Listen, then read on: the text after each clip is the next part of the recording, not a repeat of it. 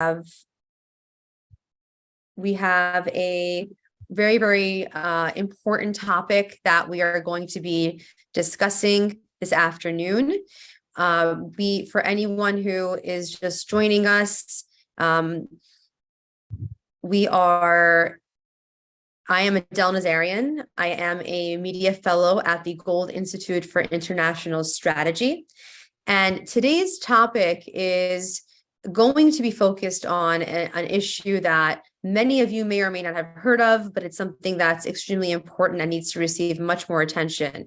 And everyone who is here today has played some role or part in helping to expose this further and to hopefully fight against this atrocity. So recently, the United Kingdom imposed sanctions on a seminary and clerics associated with it in Pakistan who are involved with carrying out the kidnapping and forced conversion of underage girls from religious minority communities. This issue, of course, has international implications, including in the US. And this is a very important topic because we're hoping today to be able to host a discussion that will help to further expose this issue, and also how the State Department and how everyone here today should be able to act upon helping to hopefully bring it to an end. Of course, grooming and the forced, conversion of anyone from a different faith that differs from your own. It's a major, major issue, and trustfully, today will also help to further educate people about what's going on, and you can get active and get involved in your own way. I'm going to start by reading off brief introductions to all of our speakers for the day. I'll go in chronological order, beginning with Utsav Chakrabarti, who is the executive director of HinduPACT. Utsav is an architect by profession, and he has been presenting the case of Hindu and other subaltern communities to thought leaders in Washington, D.C. for nearly 20 years, for over 18 years. An astute observer of geopolitics and geopolitical trends inside the Washington Beltway, his works have been presented to lawmakers at the Capitol Hill and representatives of the Human Rights Commission at the UN. He's also been published in various publications that are very well read by the DC Beltway. I've seen them myself. Next, we have Noor Dahri. He is the founder and executive director of the Islamic Theology of Counterterrorism. And it's called ITCT. He's currently gathering research for his next book, also on Israeli security threats. And he travels often to the tense borders with Gaza, Syria, and Lebanon.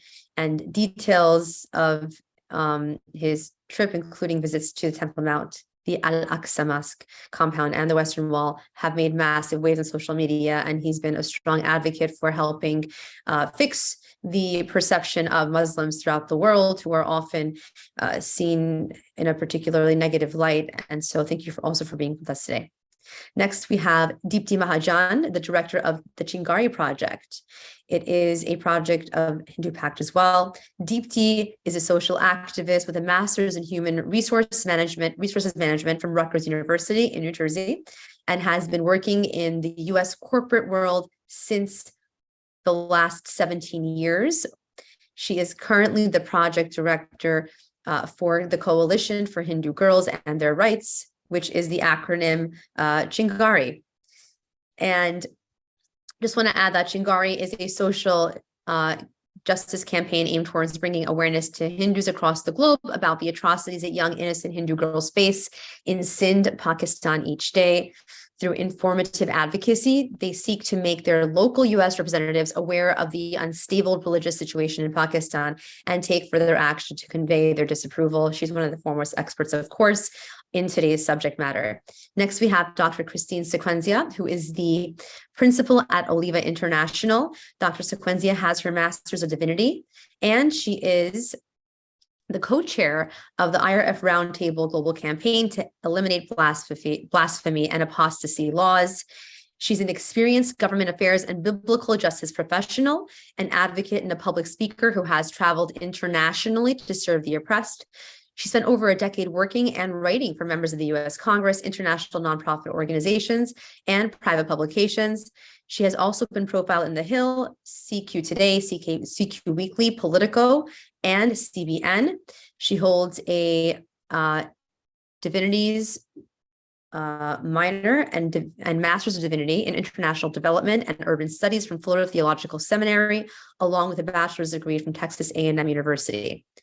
So with that said, I know that all of our guests cannot stay for the duration. I'm going to open up the floor to 5-minute introductions now. Christine, I would like to let you go first because I know you're in a little bit of a constraint for time. So please go ahead with your opening remarks. Well, thank you so much. And as you know, I also work as policy director for the National Association of Evangelicals, and we've got a couple of things that Congress is working on in the final days here. So thank you for just allowing me to come in and leave quickly.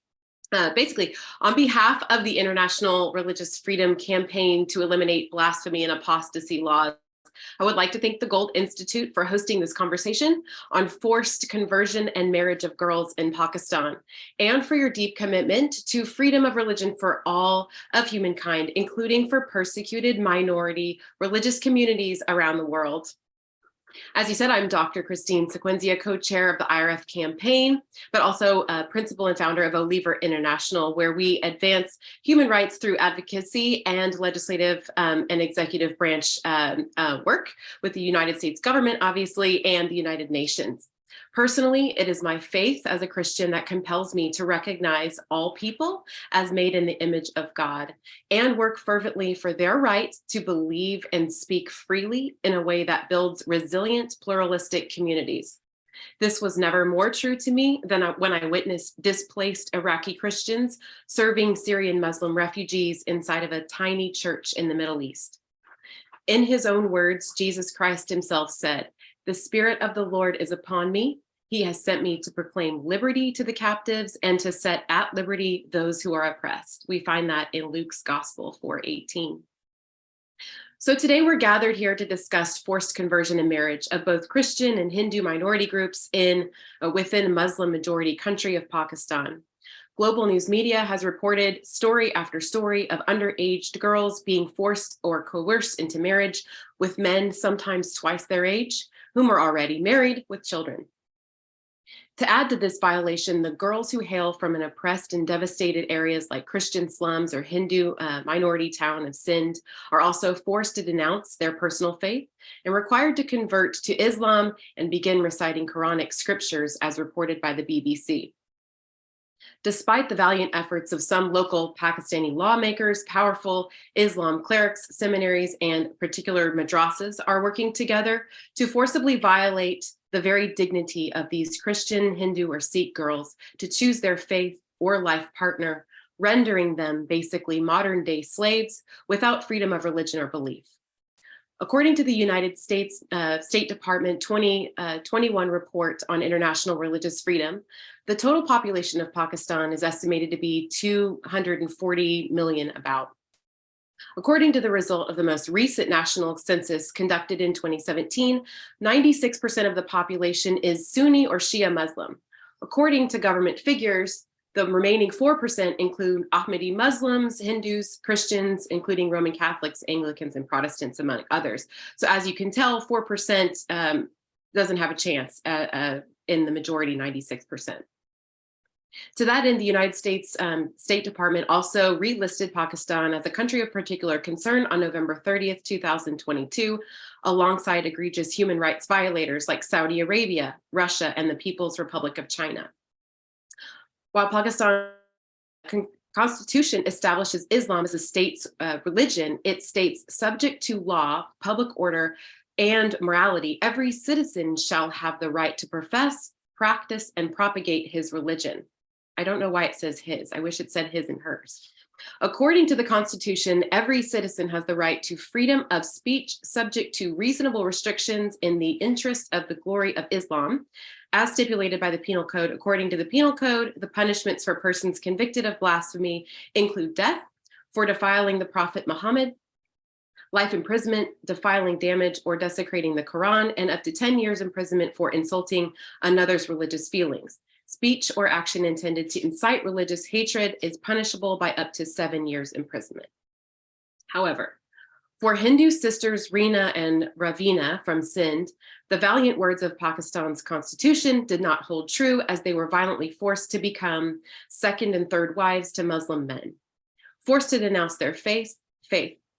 In this particular case, the girls' father has shared that the girls were taken from his home at gunpoint and since has fought for their release through the court system.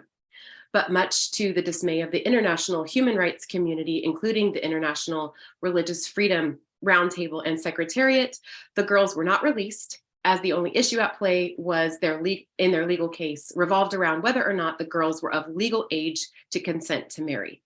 After a forensic evaluation, which I assume also was devastating and re-traumatizing to the girls, to determine their age, the case was closed, leaving a father wailing for the release of his daughters by violent Muslim pedophiles and two girls grasping to survive a life of torture, sex abuse, and psychological warfare.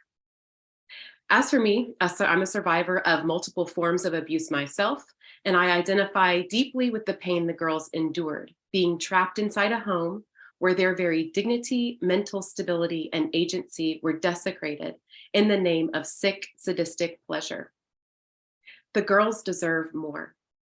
They and all other at-risk minority girls deserve the whole force of the global community to cry out in unison for their release and the immediate and full, authentic attention of the Pakistani government to uphold religious liberties, in addition to repealing the death penalty for blasphemy and apostasy charges.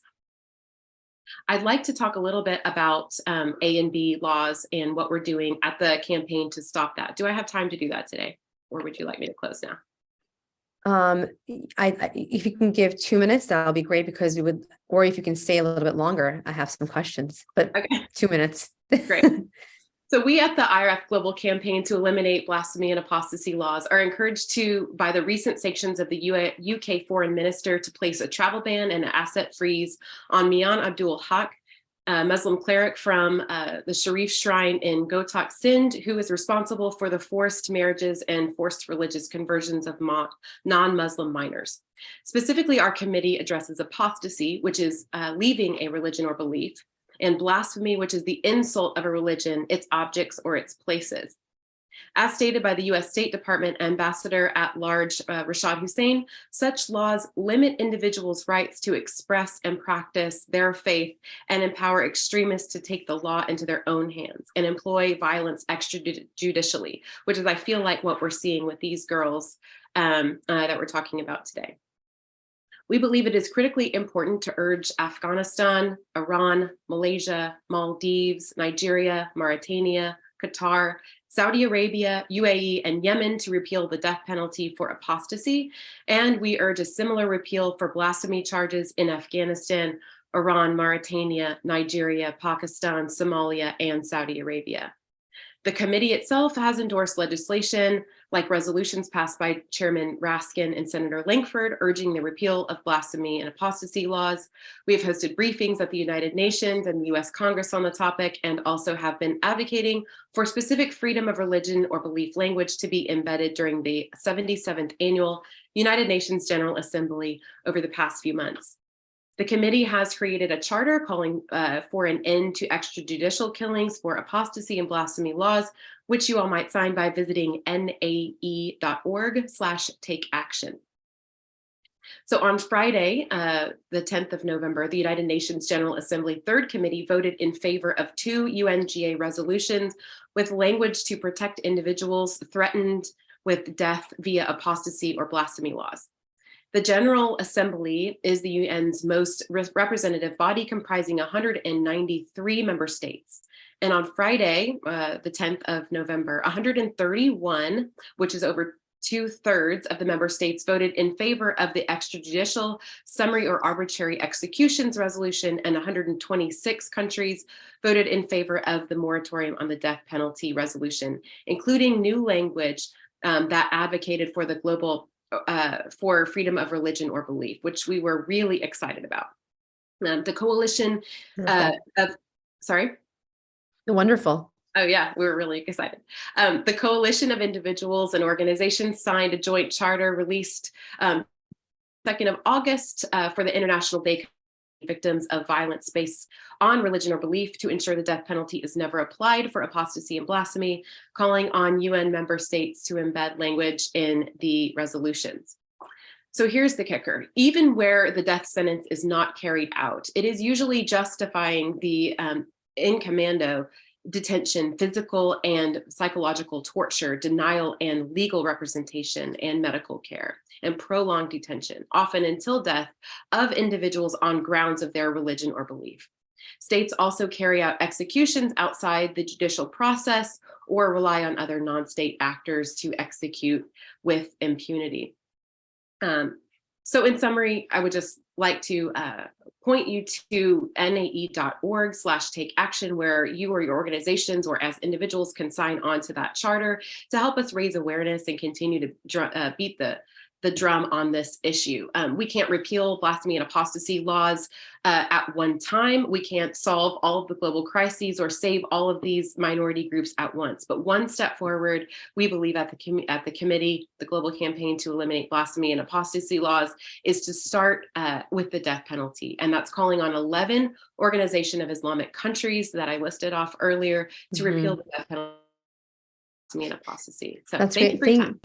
Thank you so much. And this is a great place to start. And so thank you for everything you're doing. And we'll definitely have to speak about ways to work together on other projects to help hopefully make that come to fruition. Thank you for joining us, Dr. Sequenzia. And now I'm going to allow for Deepti Mahajan to make a 5-minute introduction. And the reason, by the way, that introduction went a little bit longer was because she's not able to stay with us throughout the duration of the program. So Deepti, the floor is yours. Thank you so much, Adele. Thank you. Can you hear me okay? Yes, very clearly. I would like to thank World Institute, first of all, to allow me to talk about this important topic and introduce Chingari. Chingari stands for Coalition for Hindu Girls Abducted and Their Rights. As you said, Adele, earlier, it's a social justice campaign for raising awareness across the globe about the atrocities that young, innocent Hindu and other minorities girls face in Sindh, Pakistan, every day. Through informative advocacy, we at Chingari, we seek to make our local representatives aware of the unstable religious situation in Pakistan, and they may be able to take further action to convey disapproval of the situation. Even after 75 years of Pakistan being independent, one of the most heartrending issues its religious minorities face is the abductions, forced conversions, and forced marriages of girls and women from minority communities. This continuous and steady increase in such cases, it has made this practice a national and international tragedy. Yet successive governments in Pakistan have failed to take any effective action to prevent this tragic and inhuman practice.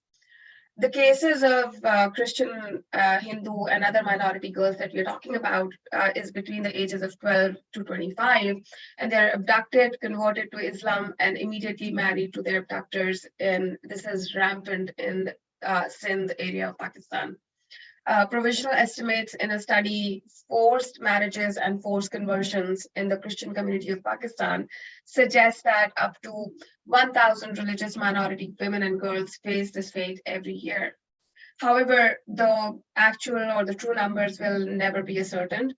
And most of these cases are centered on the Dargah Barchundi Sharif Seminary, where Mia Abdul Haq, known as Mia Mitu, as Christine just mentioned, and he runs a forced conversion factory with girls and young women vanishing from their homes, marrying and converting virtually overnight, and kept away from their families, and often by court orders with the backing of Mia Mitu, of course. The groups most affected by these issues are pre-adolescent Hindu, Sikh, and Christian girls. Many of these girls are violently abducted from their homes, snatched away from their parents. They're forced to converting to Islam, thrown into abusive marriages with older men, and finally blackmailed into giving a statement of consent over videos. Fake documentation such as birth certificates are produced to falsely show they are consenting adults to the marriage and conversion. They are not allowed to see their families again, and very few escape to live and tell their stories. All these cases meet with impunity, and usually after the abduction, the victims' relatives plead with the local police to file a complaint, file an FIR. The police are usually reluctant or they fail to investigate the cases properly. Instead, after a few days, parents are handed over conversion certificates, marriage certificates, and told the girls has voluntarily converted to Islam, married, and they are living with their new husbands.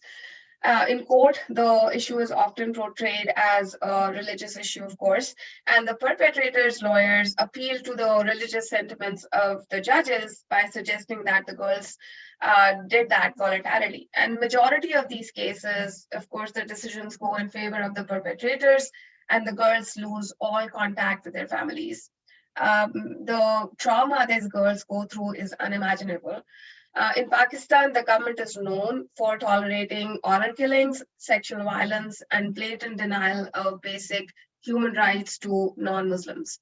Yet, surprisingly, Pakistan holds a seat at the UN Commission for Human Rights. Pakistan's government officials continue to suppress gender inequality and religious freedom, contrary to the human rights that they claim to protect in multiple international treaties. I have few very important dates here. In June 22, Pakistan was labeled as the country of particular concern by the US State Department for the 5th straight year for its systematic, ongoing, and egregious violations of religious freedom against its religious minorities, including Hindus, Sikhs, Christians, Ahmadiyya Muslims, and Shia Muslims. On August 13th, 2022, Pakistan's former Prime Minister Imran Khan admitted that forced conversions of young non-Muslim girls are carried out in the country. On October 15th, 2022, US President Joe Biden named Pakistan as the most dangerous nation in the world. And on December 9th, 2022, the UK government sanctioned the Muslim cleric Mia Mittu that we've been talking about. And Britain says that he is responsible for forced conversions and marriages of girls and women from religious minorities. And UK Foreign Secretary James Cleverly designated Mia Mittu as a leader and caretaker of, who is the leader of and caretaker of Burjundi Sharif under the global human rights sanction regime, stating that he is responsible for forced marriages and forced religious conversions of non-Muslims and minors. Child marriage, forced conversion, abduction, sexual violence violate any individual's human rights and eliminates any sense of control they have over their own life and decisions. The effect of these horrific actions traumatize these victims, hindering their ability to foster any positive relationships or pursue their goals, live a fulfilling life. At Chingari, we imagine a world where every little girl, regardless of their faith, can live up to full potential. As we speak, this month itself, a girl named Shanila, a Hindu girl, was forcefully converted to Islam by Mia Mittu. Last month in the news was the case of 16-year-old Chanda Mehraj, who was abducted due to international, and because there was so much outrage internationally, she was rescued, she was kept in a safe house, but she was handed over back to her abductors instead of her parents. Her whereabouts are still unknown. We have hundreds and thousands of these cases that can be either Googled or you can see them on Chingari tweets. With our efforts yes. Sorry, in the interest of time, Deepti, this is wonderful. I just want to direct everyone to the website for Chingari. It's www.HinduPACT.org/Chingari, correct? That's correct. Okay. And are you completed with your remarks? I'd like to get to a few more guests before we open this to questions. Yeah, okay. Just 2 sentences that what we are doing at Chingari is absolutely we are trying to educate the US lawmakers and corporations doing business with Pakistan so that there can be implementation of conditions on funding allocated from the US government that we give in foreign aid to the state of Pakistan. So that's what we are doing at Chingari. Thank you so much. Thank you. Thank you for all of your work for this, giving attention to this very important topic. Next, I would like to go to Mr. Nurdahri.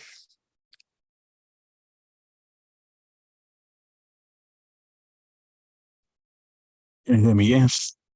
Yes, perfectly. Thank you. Okay. Thanks to Gold Institute for inviting me on this such a great event. Yes, there's a big problem in Pakistan, forced conversion, and this is not a new, it's ongoing for decades, unfortunately.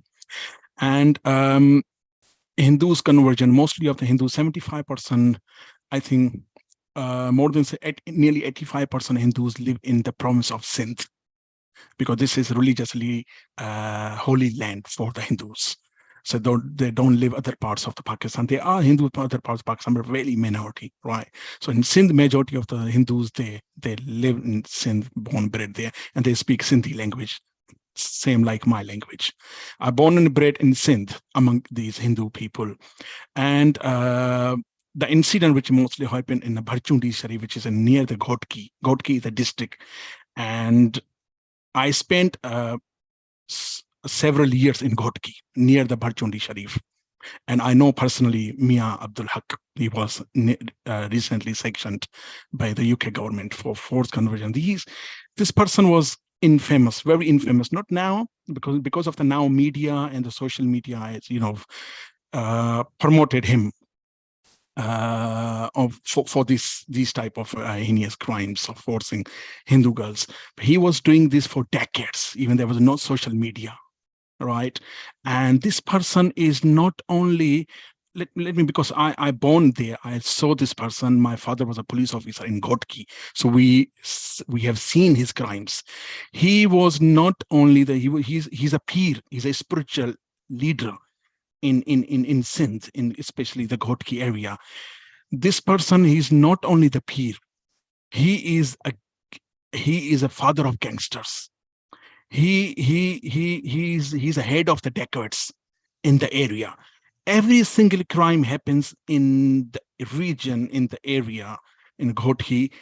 He is the person who sheltered all gangsters or criminals. His shrine, which is like a sacred shrine, but actually his crime is the hub of the crimes. He sheltered not only the Hindu girls, but he sheltered every single criminal who can, run away from the police from other states or other districts, other areas. He sheltered them. He has a good connection with Pakistan Army. Why? Because of the few only half an hour drive journey from Panu Akal, Kent, Army Kent. So his areas come to nearly in the Kent. So army generals often they go visit him because he's a very influential person in the area. Conversion Hindu girls into Islam through this person, Abdul Haq Mia Abdul Haq Mia Mitu, right? Mia Mitu, we know him Mia Mitu in back in days. So Mia Mitu, let me tell you that he's not the only person who's converting people. He just become infamous in the international media and the local media and people and the people who sometimes what happened in Pakistan, some people who have for example, I have seen I have a research on this topic as well. I have a still connection in Ghotki and other people in the researchers and journalists. Yes, there are a lot of conversion cases forcefully, but there are some, we can say, conversion. Some girls, for example, some girls have some type of love affairs with Muslim guys. So they only get shelter in Mia Abdul Haq's, his shrine. So they run away from their families and they come to the Bharchundi Sharif. And then he's very famous to convert the people into the Islam. So they become Muslims when they present into the court by the police. The girls tell in the court to the judge that yes, we have converted by our wish, right? So we have to see the different factors as well. Some factors are the very, these caste system in Hindus, like they are Koli, and they are very lowest and Shudra caste, right? They have no any respect in there. So they girls mostly Umarkot. Umarkot area is a very Umarkot, Tharparkar, desert side area that is far from the Ghodki where the Pir Bharchundi lives. Is nearly 8-hour journey. So he cannot send the people to the other area for completely another part of the province and abduct the girls, right? Sometimes they people abduct the girl over there and they send it to him. And he, because he become famous in famous in conversion people, so he convert them into Islam. So what I'm trying to say here, he's not the only culprit. There are every area, every district, there are shrines. There are these Sufi mystic people, Pirs. They are converting people and Muslims, and as well as converting Hindus as well as Christians into the Islam. And the problem is that in Sindh and in Punjab, in Pakistan provinces, laws have been passed against forced conversion. It's not laws not passed. Yes, laws have been passed, but because of the implementation is very hard in Pakistan because of the religious clerics monopoly and political monopoly and influence in the society. So the lawmakers, the police or security service, they are very concerned about taking action, because if they take action, then the public will come and they can attack on the police stations. So this is a big problem in Pakistan. Conversion is a minor 13 and 14 years. We have seen the 13, 14 years Hindu girls, right? They converted forcefully into the Islam. Annually, correct? Yes, and which is not in the monopoly of Islam. Is completely against Islam, forcefully conversion into Islam, and it must be stopped, which is very hard at the moment in Pakistan. How the atmosphere is created in Pakistan for the last 3-4 decades after the Afghan war, it's very hard to stop this practice in Pakistan, unfortunately. Noor, thank you, Noor. You're raising some very valid points. I do have 2 questions I'm going to revert back to after we get also Utsav gives his introduction. I'm going to actually write them down. We have a few questions coming in too, which is great. Thank you for that. And Utsav, if you could please now, you have 5-minute remarks. Would like to welcome you to the floor as well. Thank you, Adele. And this is just fascinating to hear Noor and everybody, Deepti and everybody else, and touch upon this topic. I will basically go into the points that have not been made yet, and because all of you have already covered so much of the conversation. So a few things I just wanted to point out in my introduction. Hindus are the native to the land of Sindh. They have been living in Sindh since the Sindhu-Saraswati civilization, which is a contemporary of the Mesopotamian and the Egyptian civilization. So around 6,000 to 7,000 years back, these are the natives of that land. More than 6,000 years ago, Pakistan, before Pakistan was created. So that's number one point we have to understand. The Hindus form about 2% of Pakistan's population, but in Sindh, they are more than 6-7% of the population. And as Noor pointed out, that's because they have been native to the land forever. And also, one of the reasons why many of the Hindus could not move out in 1947 is because they were just so poor. These were tribal natives, indigenous communities to those lands. They have been treated really badly. In fact, in Pakistan, there are official advertisements for certain types of job that no Muslim is willing to do. So you will see in newspapers cleaning sewers, jobs reserved for Christian and Hindu communities. So that's how blatant the discrimination is in many of these communities. In some of the areas when there is drought, especially in areas like Umarkot that Noor pointed out, it is so dry that many of these clerics actually do not give water to the local communities if they do not convert to Islam. That is the level of inducement that is often, they will dig wells only in those areas that people are willing to convert. So one more point that Noor pointed out, but I need to further establish, because a lot of our listeners out here are in America and UK. who need to know that Mia Mittu and Burchundi Sharif is just one. There is another place called Sirhind Sharif, which has equally violently and equally aggressively been doing this work. And there are 5-6 other similar institutions across Pakistan that do this kind of forced conversion and kidnapping. There is a bigger problem, and actually Noor directed towards that problem and mentioned it. I just want to elaborate on it further. Pakistan is a country where Islamic Sharia law is promoted. It's not fully applied, but it's promoted. And over the years, there has been an increasing trend towards moving in that direction. So there is institutional discrimination against religious minorities at this point in Pakistan, whether it is electoral law, family law, law of evidence, hudud laws, income, zakat and ushr distribution, a trust and evacuee property law, those who were forced to leave in 1947, domicile law, as well as most importantly, blasphemy law. So these are real concerns. And again, there have been efforts made at the topmost level under international pressure to actually stop these forced kidnapping and forced conversion. In 2016, the Criminal Law Protection of Minority Bill was introduced in the Sindh Provincial Assembly. In November 2019, a federal parliamentary committee actually passed a law. In 24th September 2020, the Senate Standing Committee on Religious Affairs and Interfaith Harmony rejected that law. So what you see in Pakistan is that whatever laws you make, they are not accepted at the national level because there is so much pressure from the entire community. And this is something that we need to be all concerned about globally, that the common people in many places are not interested to offer these religious minorities equal rights.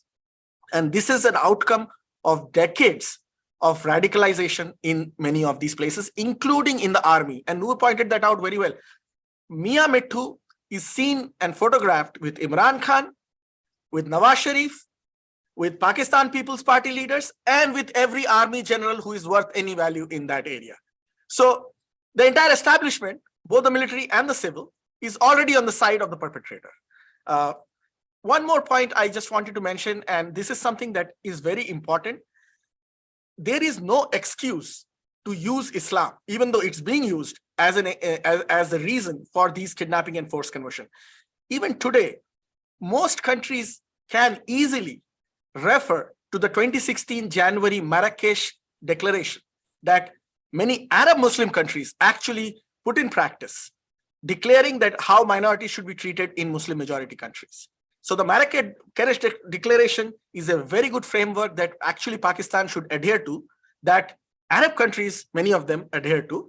And that is something that we should continue to promote and tell leaders across the world that that is not an excuse that Pakistan can use. They can easily move away from using Islam as an excuse.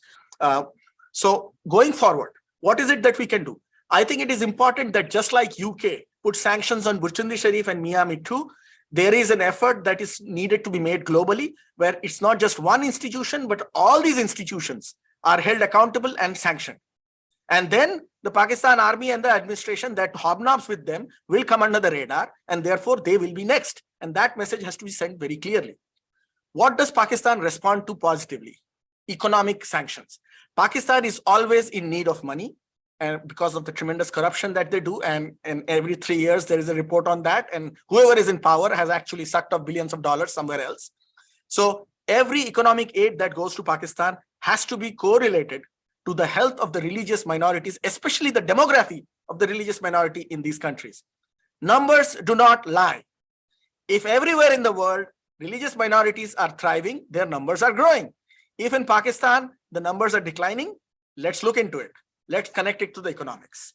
And more importantly, people like us, those of us who are listening, people who are participants in this, doesn't matter which faith you are from, but this is about humanity. It is our responsibility to connect with our government and hold them accountable on all the topics I mentioned just now. I'll go from here. Thank you so much also for your very impassioned and astute remarks, Utsav. I would like to now ask a few questions and open the floor to a few questions from the audience. We have a plethora of questions coming in. First and foremost, I wanted to talk about a little bit, revert back to what you said, Noor, You had mentioned that the majority of these clerics are of Sufi Islam, which is very interesting. And you also mentioned that Islam is against forced conversion. Where then, and I open it to Noor and to everyone else who wants to respond, does this practice arise from? What do you think are the origins of this practice? Is it more cultural than religious, for example? That's right. It's a good question. Yes, culture in Pakistan, specifically as a Muslim country. If you look at the era before General Muhammad Zia-ul-Haq, right, before 80s, and the era after 80s, look at the laws which were passed by the General Muhammad Zia-ul-Haq to make the country and nation more Islamized. Okay. In the time of Zulfikar Bhutto Prime Minister, Pakistan was a more secure country. I mean, more secure compared to after the General Zia. I'm not saying fully compared. When Muhammad Ali Jinnah, look at the history, Muhammad Ali Jinnah founded Pakistan, created Pakistan, right? Yes, for the Muslim, but not in the name of Islam, for the Muslim. That's why he didn't say the Pakistan is an Islamic Republic of Pakistan. He said it's a Democratic Republic of Pakistan. It was a General Ayub Khan in 1965, before 1965, he declared the Islamic Republic of Pakistan. Still, there was a very more secure country. Then Zia, 1980s, when the Afghan Jihad started, they wanted a country to make environment atmosphere with more religiously. So he started Hudud ordinance. He implemented blasphemy laws and declared more pressure to Zia to declare Qadi Ahmadis as a non-believer, declared, and they created an atmosphere. They created a religious organization like a Sapai Sahaba, Jhangvi, Lashkar Jhangvi type of things, so they can declare the Shia even as a kafir, as a disbeliever, infidels. So actually the atmosphere, and plus the political Islamist leaders like Maulana Maududi type of things, you were influenced to Egyptian cleric Sayyid Qutb, he was influenced by the Maududi as well, and then the Osama bin Laden. So actually what I'm trying to say, the atmosphere intentionally created because they knew that the people in Pakistan, they will easily be converted, right, from a secular arena into the political Islamic arena. This is why, and after 80s, it was going forward. Every institute has become politically Islamically corrupt. Right, every institution, whether I can say mosque, whether I can say madrasas, whether I can say education institutions, military institutions, or judiciary, or political stage, they all become a politically Islamically influenced. Right, so this slowly atmosphere is created. So now the people say, no, it's not Islam. But like if I talk, no, this is not an Islam. If when I talk on a different platform, say the blasphemy law is actually against Islamic law. Blasphemy is not allowed in Islam. Killing apostasy, I always condemn apostasy. Killing apostate persons, the person who is converted from Islam to non-Islam, he must not be killed, must not be harmed. And this is Islamically, I can prove it. But in Pakistan, if I say this one, my life will be in danger. Why? Because mostly of the atmosphere created by the political Islam. So I can say generally, in one word, Pakistan is not an Islamic country, but Islamist country, actually. So what you're saying here, if I'm not mistaken, is that essentially it's the politicization of Islam that has caused for it's I guess you can say politics is downstream from culture, right?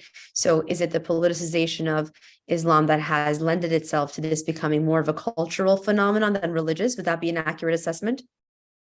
That's what they all are a mix and now become this as a culture. Now, conversion is not a big problem. It's for maybe we feel, but the people in Pakistan living blasphemy, conversion, apostasy, killing, and these not a big thing for them because they become a part of their culture actually. Right? I understand. Killing people, even they are accusing their own Muslim as a blasphemy, they kill them. Do you understand? Forget about minority, forget about non-Muslims.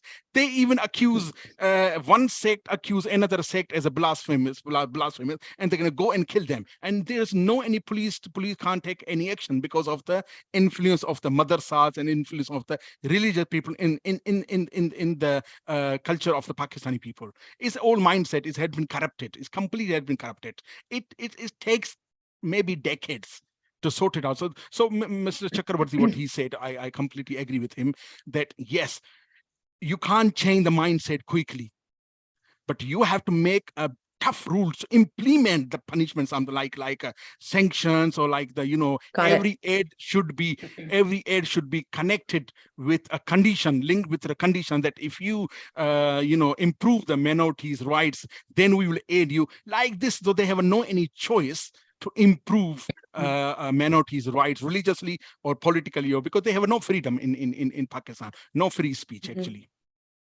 Thank you so much for that. I'd like to now go to another question to open up to the audience, and specifically, excuse me, I'd like to know then, with that said, do you think that the average Pakistani is aware that this practice is taking place in their own country? So I would say that on an average, the Pakistani is quite aware of what's going on. If I were to put a number to it, I would say about 80% of the Pakistanis are aware of what is going on. There is a very nice book on this issue by a person called Madiha. I'm forgetting her last name, but she works at the Brookings Institute. And this book actually does a survey of each and every community in Pakistan in terms of their gesture and their posture towards non-Muslims and towards America and some of the major global powers. And I think if you look at it, the average Pakistani is aware of it. But as Noor pointed out, they have been radicalized. There is a pecking order of who is the holiest of them all. Like a Punjabi Sunni from Islamabad and Rawalpindi area is at the top of that pecking order.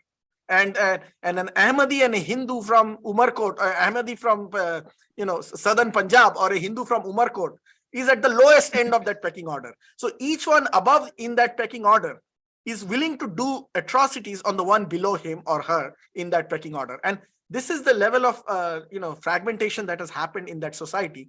And this is allowed because of the constant Islamist, jihadist impetus that the Pakistani army has been feeding in a cycle through its society. And that is the reason why I think that majority of the Pakistani society is aware of it, but is not always willing to do something about it. I have to clarify, though, that there are individuals and institutions in Pakistan that have actively worked towards preventing these forced conversion. So that has to be given. You cannot paint the whole country in one color, but those are very few in numbers. Many of them are in Western societies because they are personally in danger when they speak about these issues. And many of them are in urban areas and may not have access to power outside those urban areas. Thank you for that. And this actually draws me back to your previous point that Noor had mentioned about the fear of actually pushing back, even law enforcement, of trying to step in and crack down on these forced conversions of minorities, out of the fear of civil society members rising up and attacking them. So big issue. I'd like to now, excuse me, I'd like to know then, that said, I think we answered my next question, which is based on your experience in human rights and in Pakistan, do you see the majority of Pakistani civil society pushing back against this practice? Seems like it wouldn't really be well received due to the fact that they also could be subjected to honor killings. And that's, an incredibly difficult task to have to overcome and to be aware of, to make awareness rise about it. Noor, I wanted to ask you also, since you've done such amazing work in terms of fixing, the perception of Muslims throughout the world and correcting the record where, for example, you mentioned that in, the Quran, it does not accept blasphemy, obviously, and doesn't accept the forced conversion. Being your work that you've done as a bit of an outlier, I'd say, right? If I may, correct me if I'm wrong on this. Do incidents like this Like, for example, the you speaking out about incidents like this, does it make, or incidents like what's going on forced conversions in Pakistan, the fact that you're so vocal about the fact that it's a practice that has to be stopped, does it make your job more difficult in carrying out your intended goals and mission at the ITCT? Well, the actually problem is that I can't go Pakistan. You can't. Okay. I cannot go Pakistan Okay. because of my life is in danger. I've received direct and indirect threats from certain departments. I don't want to take names. So including religious people and establishment, right? So this is why I try to not endanger my life. Yes, it's difficult. It's difficult that I cannot openly say into local England, into mosque. If I go mosque and they say, no, it's blasphemy, it's out of Islam, something like that, I wouldn't say. I wouldn't dare to say that because I know it. The mind says not only, the problem is the mind says not only Pakistan has been corrupted by the political Islamist leaders, anywhere in the world. Western, if I can compare to UK is a situation more worse, the people in mindset, because they are educated Islamists rather than uneducated Islamists in Pakistan. They people, you might convince them, but here you cannot convince because they have different factors.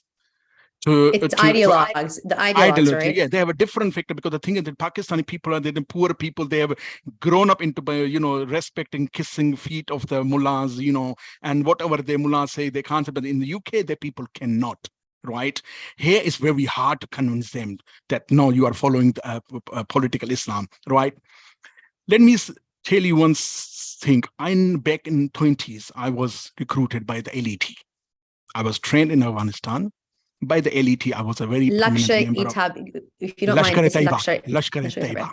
Lashkar-e-Taiba, right, which is a Jamaat Dawa organization. As I was recruited from Sindh, and I went to Afghanistan, and because I wanted to be, because mindset was my, it was induced that I have to take a revenge from the Hindus, I have to take a revenge from the Indian army in a fight in Kashmir, and to save my, Kashmiri Muslims. This is why it was induced in me. And I wasn't, went to Afghanistan and Pakistani administered Kashmir, trained, my military trained in those areas. And suddenly, thanks God, I was a very educated person. I was not an illiterate person. I was always willing to research and everything. And there incident some happens that changed my mind. I left Afghanistan, back to Pakistan, and start arguing with those people that you are wrong, doing wrong. So after then, in 90s, end of 90, nearly starting before 9/11, I moved to UK, right? So I have seen this, how to manipulate the mindset in Pakistan. Right. And now, because I fully support Israeli stand against Hamas, against Hezbollah, against Islamic terrorist organizations, right? Again, and support Indian Army's stand against terrorists in Kashmir, right? And Israeli Army's action against terrorists in Israel. So yes, I've received a great amount of threats, live threats to me, my family. This is where I live in the UK. I do not expose anyone where I live it. Still living in the UK, serving 7 years in the London police force, right? Yes, I was a police officer in London 7 years, right? And it's been a few years, I just changed my career. So no, it's not easy. It's not easy. It doesn't matter where you live in the West. Islamists are everywhere. They can be a post threat to your life anytime, anywhere. You are not safe. Thank you so much for sharing that. That's incredible that you also served as law enforcement officer in the UK. So look forward to hearing more about that for sure. I wanted to draw it back now to the UK, and considering your amazing revelation also that they tried to recruit you from Lashkar-e-Taiba. And, back to the topic of the conversation here, right? Where in August, of this year, British Prime Minister, who was recently nominated as Prime Minister, he was sworn in, Rishi Sunak, said that he will not allow for political correctness to stand in the way of tackling the horrific crimes committed by the grooming gangs in the UK. I wanted to ask, since you live in the UK and you're very well aware of the situation there geopolitically, what steps do you think that he will take to deal with this? Well, I think steps have been taken. They have been imprisoned for very long, for very long years, right? The problem as being a former police officer, the problem in this institute and police institute is that we even try very hard, but we cannot protect the victims, sexually victims, right, and women and children, because of three reasons. A, victims don't come in forward. That's a big problem, right? Number two is, if the victim comes, we don't establish enough evidence, because of the UK is a very lenient democracy, which sometimes restrict police officers to even take actions. Very lenient. So many rights have been given to people, and people have misused the freedom of rights in UK, right? Even the US have a bit tough rules. Here, very lenient rules. Rishi Sunak, he's a very serious person against these kind of grooming gangs, because they have given a very black stand on the society of the United Kingdom, not even the UK, but across the globe, right? And he's talking about, he's trying to take this action further, and he wants to implement tougher rules if anybody arrested by the grooming, sexually assault or grooming the children, right? He will face a very higher consequences and law-wise. But again, it's saying and doing is a big thing. He's said, but again, he has to pass laws. There are loopholes in the justice system as well. There is a loophole in a policing system as well. There is a loophole in a community system as well, because there is a big gap between policing and the Muslim community. Muslim community do not trust in the police, right? So there's a big gap. So they have to work very hard to establish the links of the trust between both institutions, Muslim institutions and the government institutions. He's working hard, but the journey is long. Yeah, this is huge. Just to say, trust has been lost in so many different facets of civil society, not only amongst each other from peer to peer, right, but also between the pure government, law enforcement. And it's a really, really very important point you brought up. Thank you for that.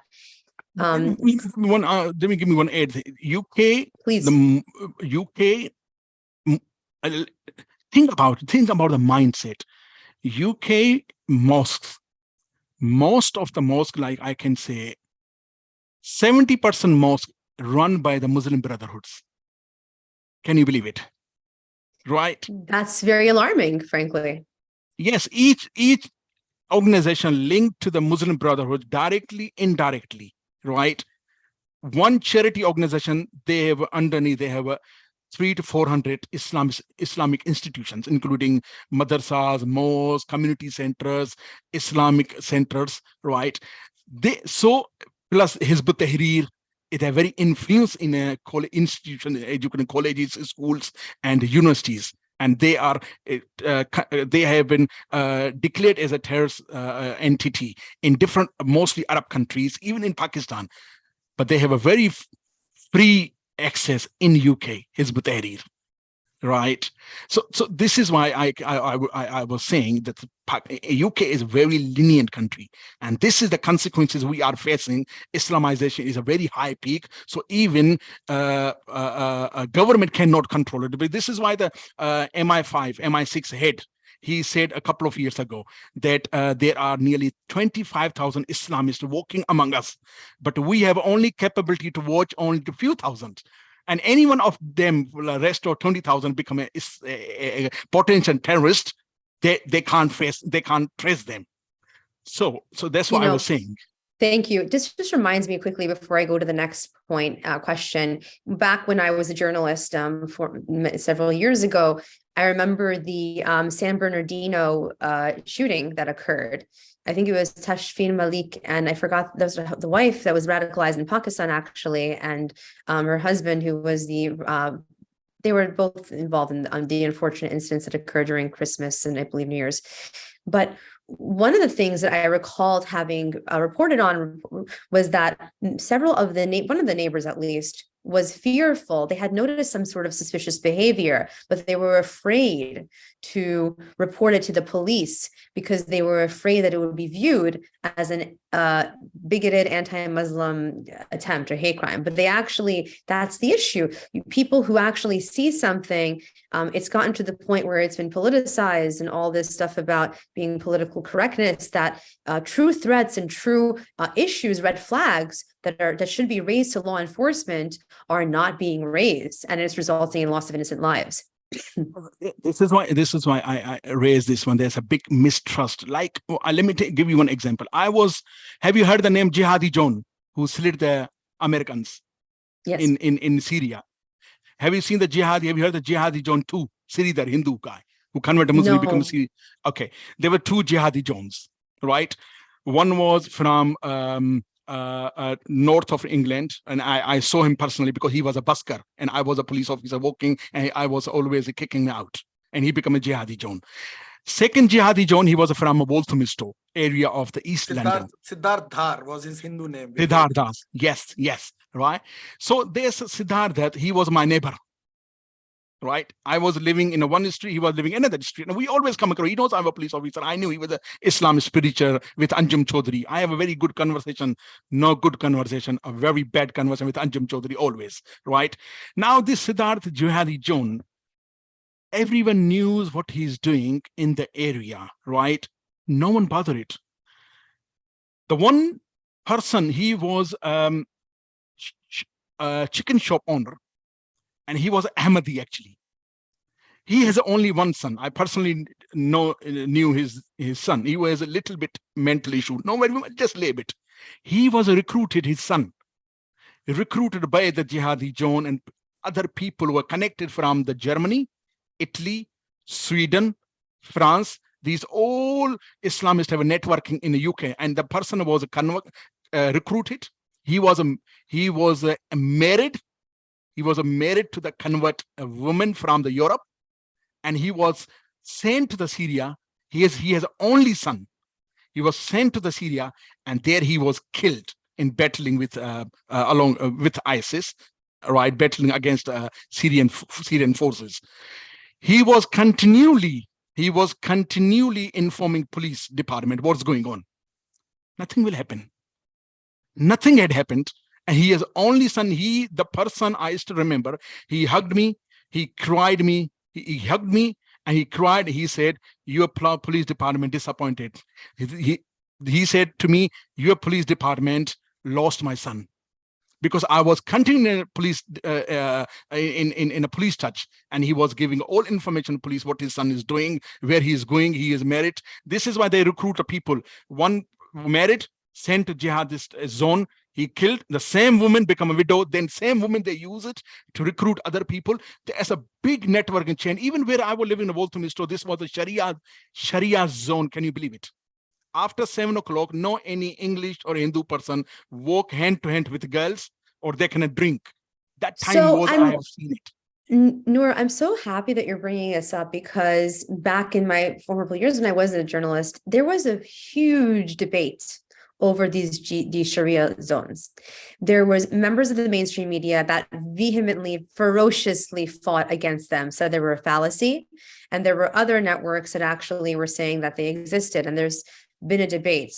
So the fact that you were a police officer at the time and that you actually were in law enforcement and you witnessed them, that's really interesting, because you can go back and reference, I'm sure you've seen the articles that say they do not exist, right? So clearly that's not the case. So thank you for bringing that up. Sorry, one second. I was getting information from these jihadi, infiltrate as a Muslim in their area and get information from them. And I was passing to police, my department, and my police department called me officer. They say, if you pass next time information, we will kick you out of the police service. You're not trained for, and don't bring any information from the jihadists. That's not your problem. Fascinating. Okay, that's fine. And I left the Thank police. you for good for you. You know what? Well, thank you for your service to the people of Great Britain, the UK. Absolutely. You're getting applause. I love it. So I would like to now direct a question before I go to the other question that I have to Deepti. Deepti, I wanted to see, based on, the fact that you worked so closely on these issues regarding the forced conversions of minority Hindu girls and other minorities, minority faiths in the Sindh region. What response what has the response been, rather, to Chingari in the United States? So Adele, I will start with myself, right?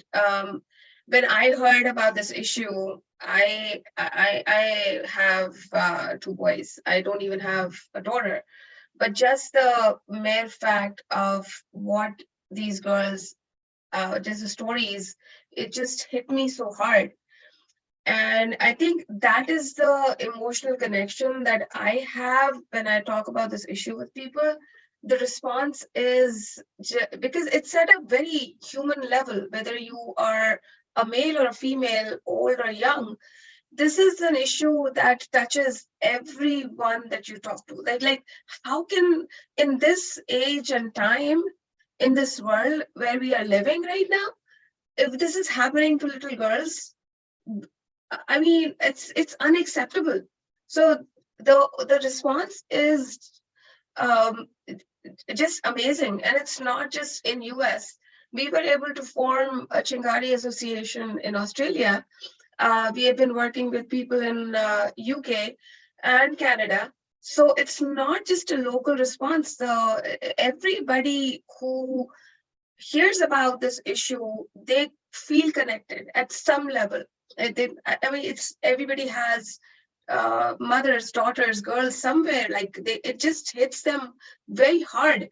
And the volunteers, they want to work on this issue. They want to raise voices. We've had multiple vigils across the globe on this Chingari project, so across multiple cities in US and other cities across the globe. So that this response is tremendous.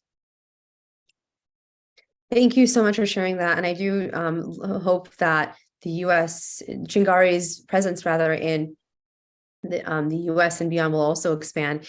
Speaking of which, I'd like to actually ask another question as a follow-up to that. So the UK recently imposing sanctions on Pakistan institutions. I'm wondering why the United States has not imposed sanctions on these same Pakistani institutions and individuals in the same manner as the UK just did. I'd like to open it up to whoever would like to respond to that. So I just wanted to respond to it, and others can join in. So I think what has happened in UK is a much needed first step.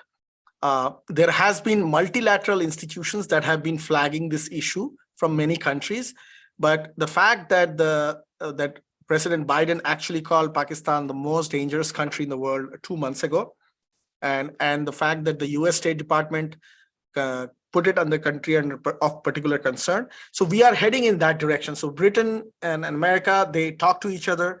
The foreign ministries of UK and the State Department of US have a lot of communication. The fact that it has been recognized by the Foreign Ministry of United Kingdom, the Foreign Secretary has made a statement in that direction of sanctioning. I think it will be reflected in the US. It is up to us, those of us who are educating people, those who are working towards creating awareness. It's up to us how much we can educate and sensitize people. So as Deepti ji pointed out, Chingari is getting a good response. We will interact and make sure that this is addressed within the United States, and over the next years, we can see some real outcomes in terms of sanctioning these institutions. But more importantly, as I noted in my introduction, Pakistan Army and the institutions that the Pakistan Army controls, they have to be held accountable. If you can hold them accountable, the rest of the things in Pakistan will fall in place. Thank you. I wanted to ask you a follow-up question also. It's as the executive director of HinduPACT and a vocal critic of Pakistan's national and foreign policy, do you get accused of meddling in Pakistani affairs when you bring up these issues at events or forums or discussions like today's and beyond? True. That is true. Because look, as a Hindu who was born in India, the first accusation I get is from a Pakistani is like, these Indians are messing with us. So the real issues are never addressed. They will just point a finger and say, hey, he's an Indian. And that is my misfortune. But I also go back and really believe that we were not different people. The people of Sindh and the civilization of Sindh that I just referred to in the initial conversation is the civilization that I hold my theological and cultural adherence to.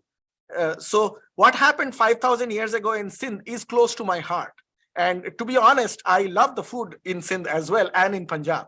So I have all the reasons to care about these people. And people can accuse me of, whatever, and I will get accused, I cannot change the place of my birth, but it doesn't change what I think about in terms of my fellow community brethren in any part of the world. It doesn't matter, it's just Pakistan or not. Thank you so much. I was vocal about what the Taliban was doing to the Bamiyan Buddhas and to the Sikhs as well. So just to. No, absolutely. And as a big foodie myself, I can relate. So maybe there's a way to get everyone together, good meals. They can hash out all the differences and find a way to de-escalate the situation. Who's going to cook? No. So I'd like to now open the floor to anyone else.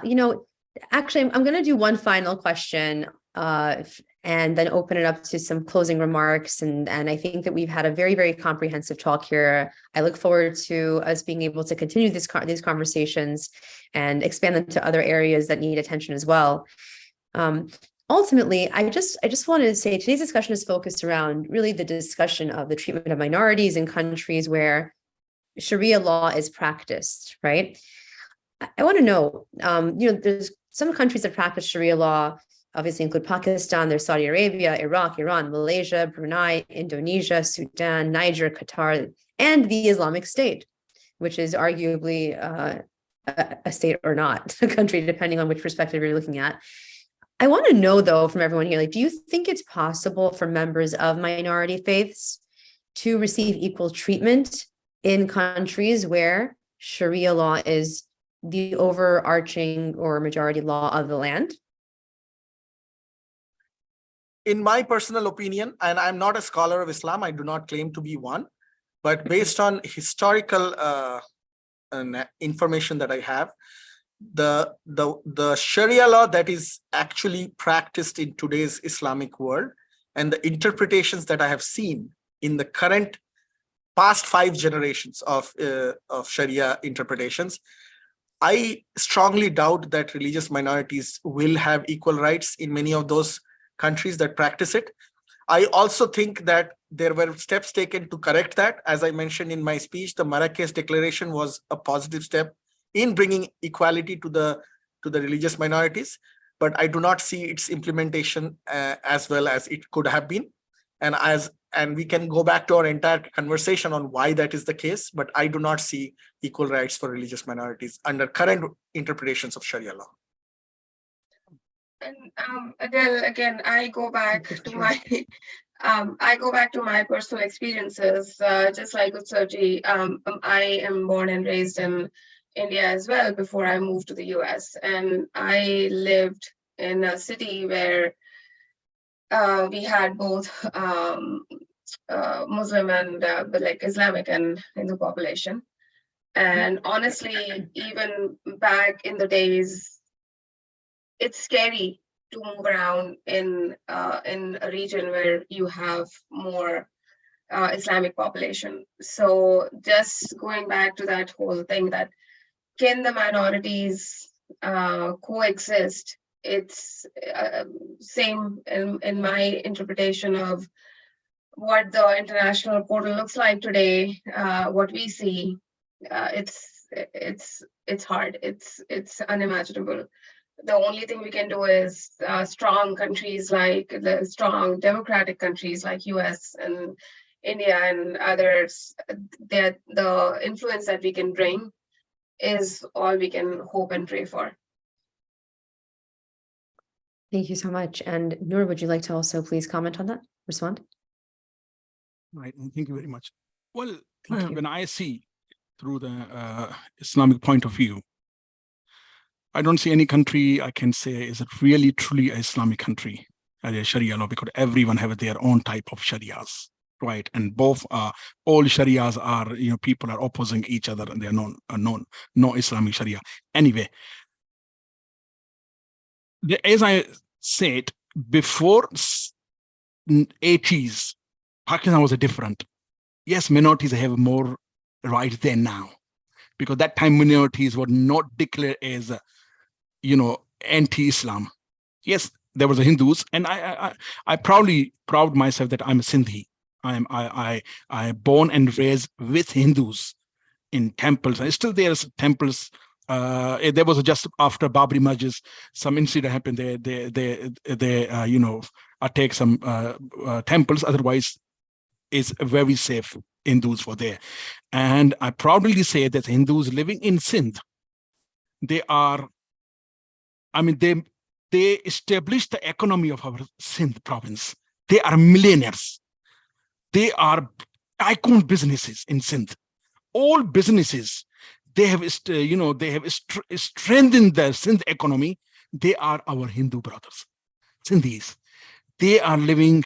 I mean, yes, these conversion cases are, but if you look at the cases come from very lower class of people. Some are, as higher ranking, higher class, but mostly Hindus in Sindh, they are very rich, very millionaires, and they have no any problem from the Muslim communities, right?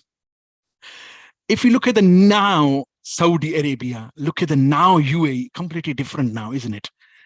UAE, they have joined Abraham Accords.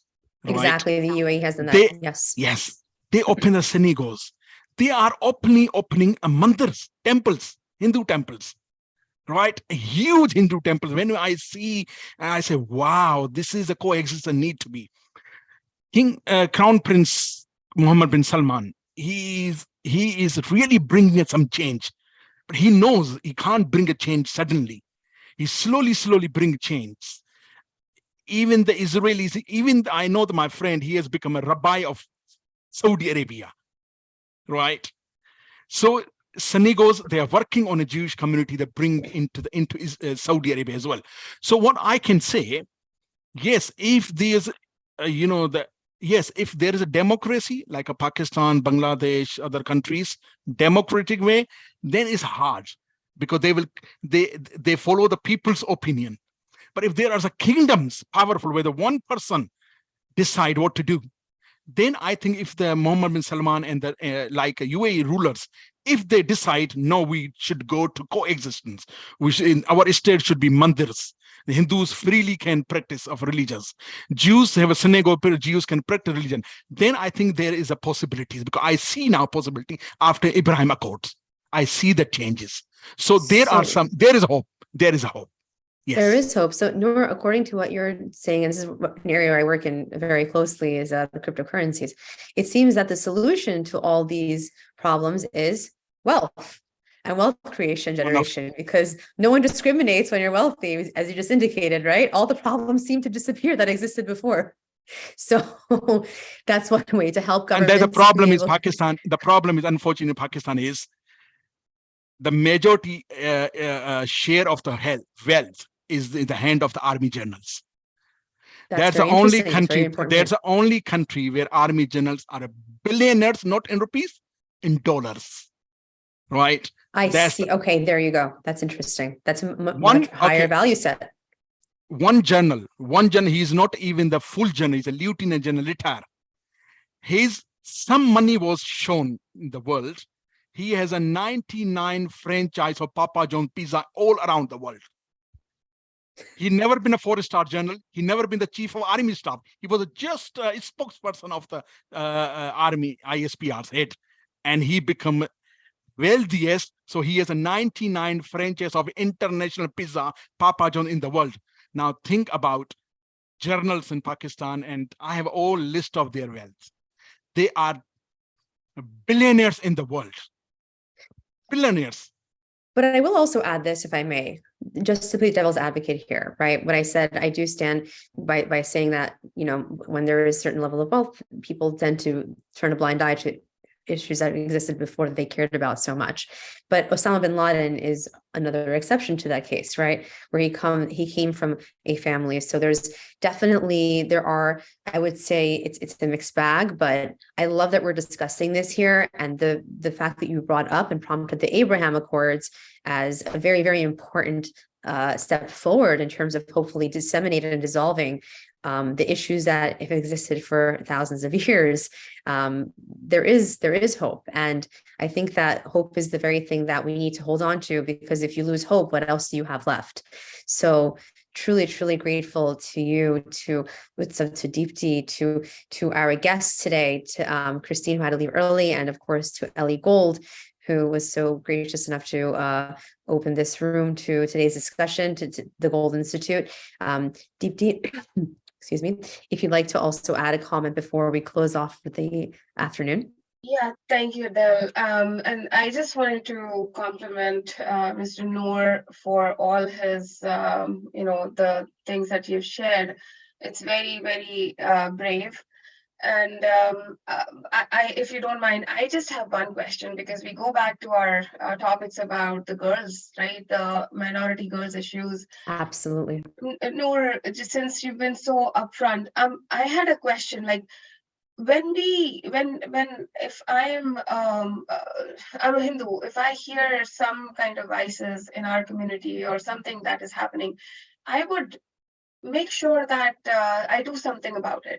So what is the reaction of women in Islam towards this issue that they see around themselves? Like, it's a women issue, right? It's a girls issue. It should be sensitizing them as well. So is there any reaction from the women in Islam? We cannot hear you, Noor. You're on mute. Okay, thank you very much, Deepti. Let me say you one thing. Women in Pakistan, the problem is that the forced marriage is not only, only the Hindus or Christians are victims, but most forced marriage victims are Muslims themselves, the women in Pakistan. Okay, so they are fighting for their survival as well.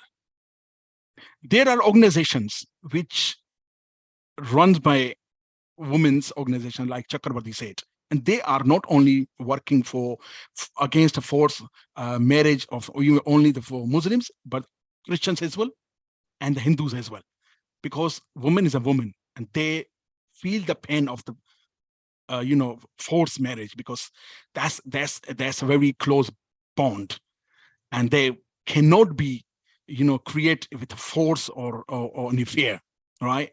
So the problem is Pakistan is women are oppressed, right? It's a very, very, very influence made society, which are people are sometimes very confused whether they are secular or they actually are religious. Very, very secular. When they turn into the religious fanatic, no one knows that. Okay, because they are secular, but they are somewhere in the back. There's extremism. When they come out against Hindus, against India, against the Jews or Israel, we never know that. Okay, so yes, there are people, there are women, they are working for that. There's organizations, NGOs, they're really working, and women's really, because that's a big issue for women actually, unfortunately, right? Under the umbrella of Islam. This is why I always say this is a black stain on our religion by these clerics, Islamist clerics, Sufi clerics. Not every Sufi, but those who hold the shrines and their own religious monopoly they created. I'm talking about those, not all Sufis, right? So I, being a Muslim, I'm fighting within Islam against Islamists, right? We are the more victims in other communities. So it's not your war, it's actually our war as well. But if we type of people don't come forward, then this, these clerics who have hijacked my identity as Islam, they will be all multiply and influence, not in Pakistan, even in your India. even in your India, there is a big problem is Islam is created, right, in the Western countries as well. So I think people should come forward. Muslims should come forward because their problem, their identity has been hijacked, right, by Islamist thugs. So they should come along with communities like Hindus, Christians, Jews, work together, like Chakrabarti says, is a question of humanity, not a religious. Religion comes to secondary, humanity. So I think all humans, doesn't matter from what caste, what religion, what country, they come to unite to save the humanity. Deepti, that's the issue. Thank you so much for saying that so eloquently. And I just want to point out something you stated. The first victims of radical Islam are Muslims themselves, and we saw that most prominently displayed with the Daesh and Islamic State. So thank you for bringing that up, and thank you for everything that you do for everyone here, all of your efforts. And trustfully, the situation in Pakistan with the minority girls will be able to be resolved very soon with the help of humanity, the international community coalescing, joining together, and we will continue to ensure that that does become a reality. And I want to wish everyone a wonderful rest of your afternoons. Thank you for joining us at the Gold Institute for International Strategy. And you can find us at www.goldiis.org and follow us on Twitter at Gold Institute IS. Again, I'm your host and media fellow, Adelle Nazarian, and we'll see you soon.